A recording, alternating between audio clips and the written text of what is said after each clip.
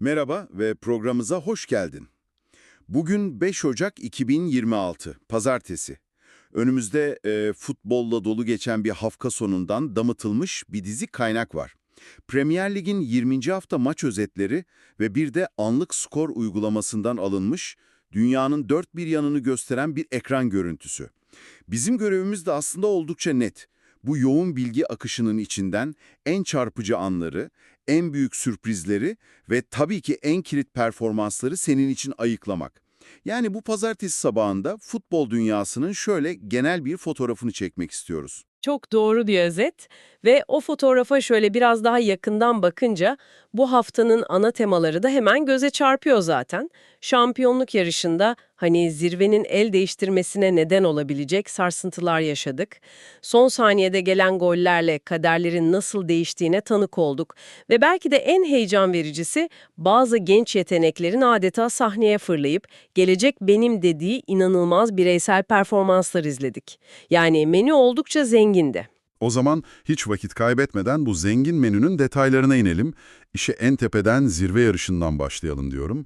Manchester City ve Arsenal için birbirinden gece ile gündüz kadar farklı bir hafta sonu oldu. City kendi evinde Chelsea'yi ağırladı ve maçın büyük bölümünde her şey onların istediği gibi gidiyordu.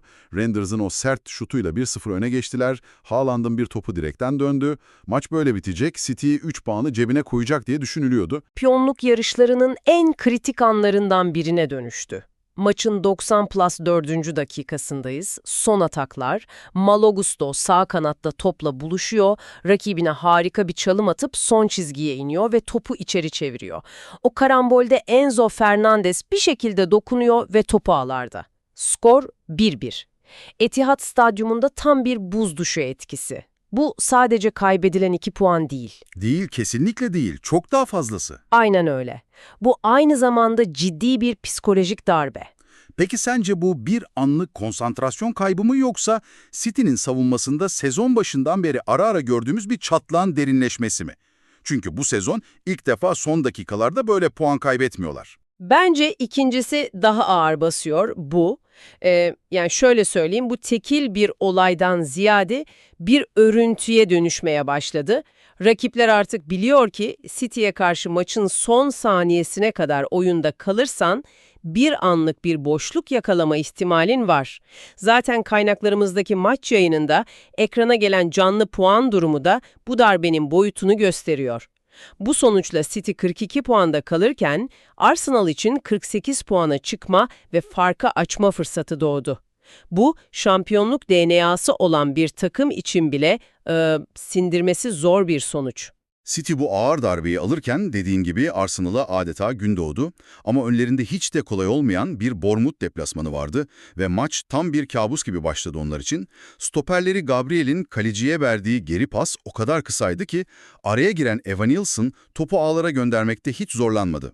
Daha maçın başında 1-0 geriye düştüler. İşte burada işin ilginç tarafı bir oyuncunun ve bir takımın karakterinin nasıl ortaya çıktığını görmemiz.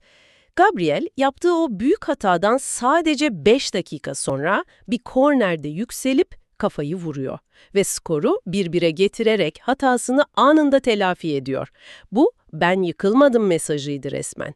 Ama maçın asıl kahramanı orta sahanın dinamosu Declan Rice'tı.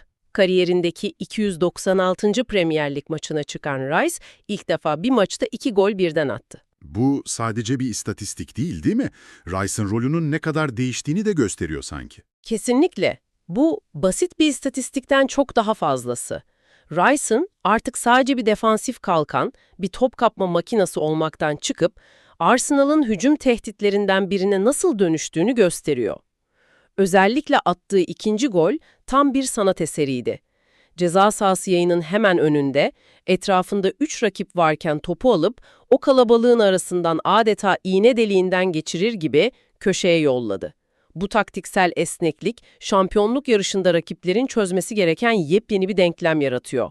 Arsenal, bu zorlu deplasmandan 3-2'lik zaferle ayrılarak hem puan farkını açtı hem de rakiplerine mental olarak ne kadar güçlü olduklarını gösterdi. Zirvedeki bu sarsıntıların yanında bu hafta bazı maçların kaderi de son düdükle yeniden yazıldı.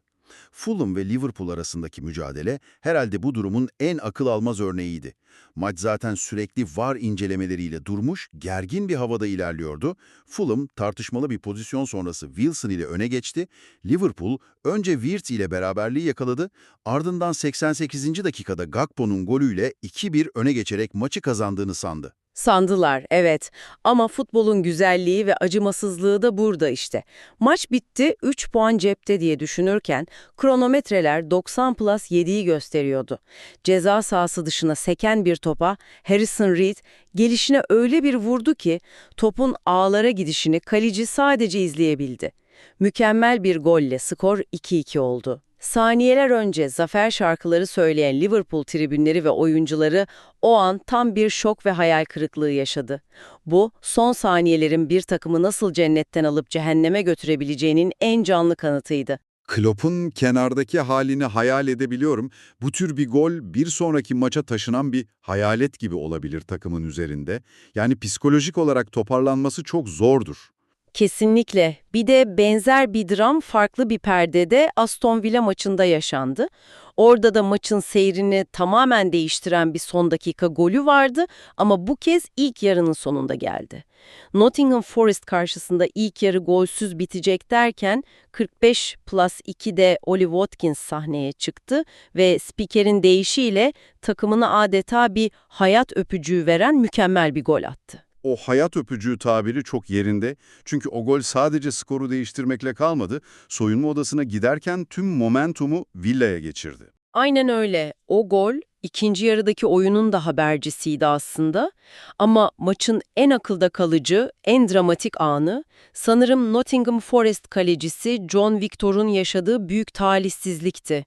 Magi'nin attığı golde çok büyük bir hata yaptı ve topu adeta rakibine hediye etti. Daha da kötüsü o pozisyonda sakatlandı. Kaynaklarımızdaki görüntülerde Victor'un hem hatasının hem de sakatlığının üzüntüsüyle gözyaşları içinde sahayı terk ettiğini görüyoruz. Bir kaleci için en kötü kabus herhalde.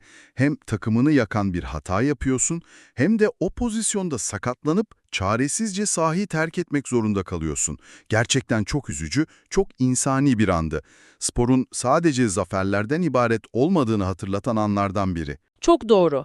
Bu anlar skor tabelasının ötesine geçip hikayenin kendisine dönüşüyor. Peki bu dramatik anları bir kenara bırakıp biraz da bireysel şovlara bakalım. Bu hafta sonu bazı oyuncular takımlarını adeta tek başlarını sırtladı. Everton-Brentford maçı mesela tam bir gol düellosuydu. Ama sahnede tek bir başrol oyuncusu vardı. Brentfordlu Igor Thiago. Deplasmanda takımının attığı 4 golün 3'ünü kaydetti ve hat-trick yaptı. Everton ne kadar çabalasa da Thiago'yu durduramadı.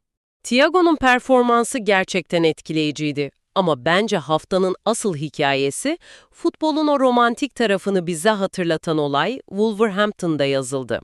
West Ham karşısında 18 yaşında, daha önce adını pek duymadığımız bir genç, Matheus Manene, bir takımı tek başına nasıl ateşleyebileceğini, bir kulübün kaderini nasıl değiştirebileceğini gösterdi.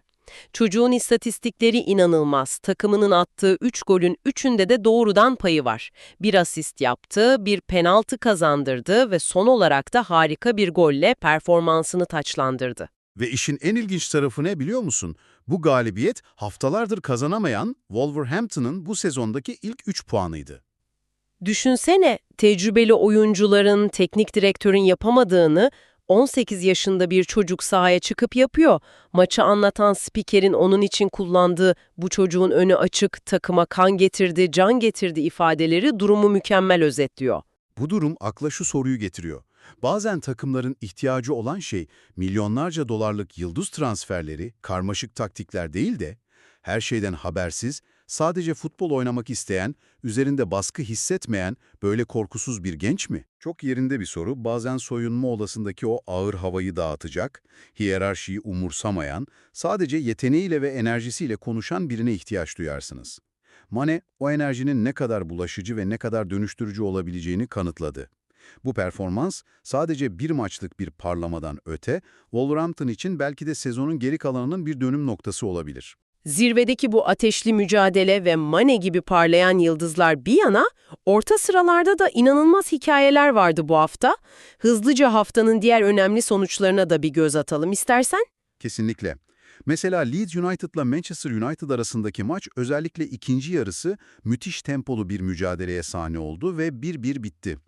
Leeds'den Aronson ve United'dan Mateos Cunha'nın karşılıklı golleri vardı.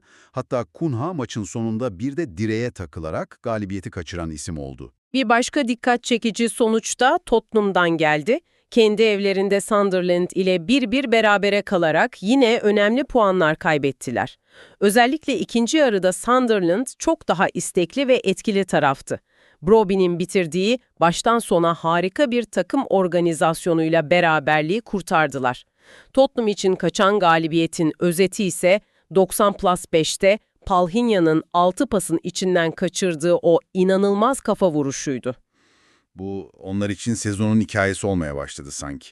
İyi başlıyorlar, öne geçiyorlar ama bir şekilde maçı kapatmayı başaramıyorlar. Bu durum teknik bir sorundan çok mental bir kırılganlığa işaret ediyor gibi. Tam olarak öyle.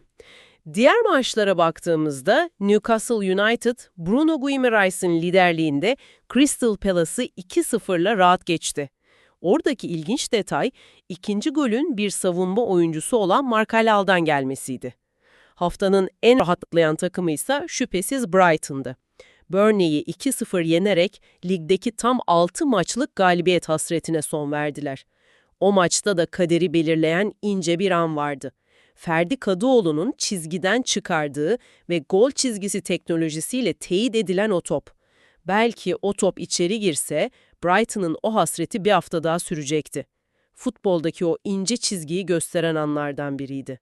Premier Lig'deki bu yoğun gündem bir yana, elimizdeki diğer kaynak, yani o anlık skor ekran görüntüsü, bize futbolun asla uyumadığını ve sadece İngiltere'den ibaret olmadığını çok net bir şekilde hatırlatıyor. Kesinlikle.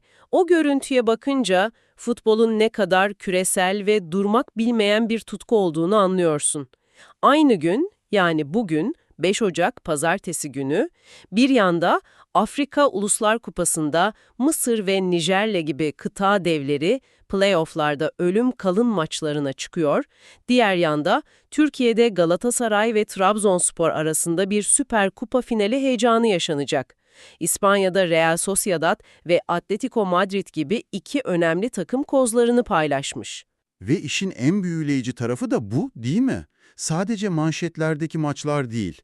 O listede Bermuda, Çad, Myanmar, Jamaika gibi normalde futbol radarlarımıza pek girmeyen ülkelerin liglerinden maçlar olduğunu görüyoruz. Hatta Team Katar ve Team Peru arasında oynanan Kings World Cup maçı gibi geleneksel futbolun dışında daha farklı ve yeni formatlarda bile heyecanın devam ettiğini fark ediyoruz. Aynen öyle. Bu futbolun evrensel dilinin, birleştirici gücünün en somut kanıtı.